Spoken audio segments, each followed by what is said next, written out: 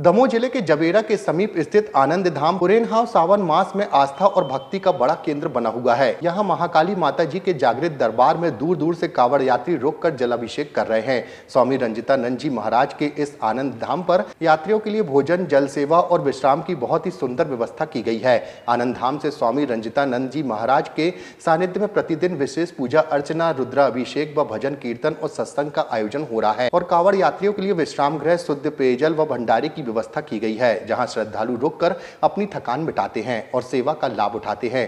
धाम की विशेषता यह है कि यहां पर प्राकृतिक सुंदरता भक्तों को आध्यात्मिक शांति देती है। चारों ओर फैली हरियाली, शांत पहाड़ियों का दृश्य और कुछ ही दूरी पर स्थित रानी दुर्गावती टाइगर रिजर्व इस स्थान को और भी दिव्य और मनोहारी बना देता है।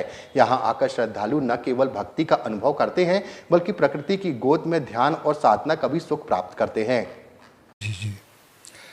सन 13 में दंडी स्वामी रंजितानंद सरस्वती जी महाराज ने इस मंदिर का 13 में निर्माण किया और 13 में प्राण प्रतिष्ठा भगवती की हुई और प्रकृति के सौंदर्य के बीच में यहाँ सौंदर्य करने की कोई आवश्यकता नहीं है। सौंदर्य प्रकृति की सौंदर्य से इतना सजा हुआ है कि यहाँ आवश्यकता नहीं है। और स्वामी जी की यात्रा कोटा से चल कर के जबलपुर नर्मदा और गुरु जी के दर्शन के लिए पूर्ण हुई।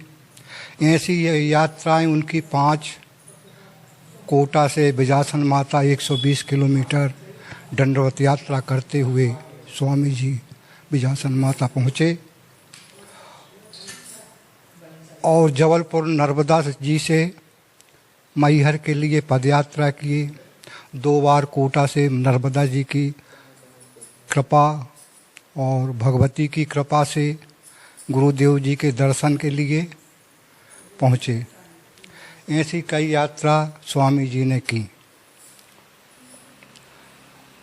और दोनों पक्ष की नवरात्रि को महाराज जी रंजितानंद जी स्वामी जी भव्य आयोजन करते हैं। उसमें खप्पर आरती और भंडारा 11 बजे से शाम 9 बजे रात तक चलता है। दोनों नवरात्रि में 3 दिसंबर को महाराज जी वर्षगांठ मनाते हैं माता रानी की, प्राण प्रतिष्ठा हुई थी। ऐसे कार्यक्रम स्वामी जी करते ही रहते हैं और भगवती के यहाँ जो भी आता है उनकी मनोकामना पूर्ण होके जाती है। यहाँ से भी देश विदेश से भी बहुत लोग आते हैं। सबकी भगवती माता रानी मनोकामना पूर्ण करती है।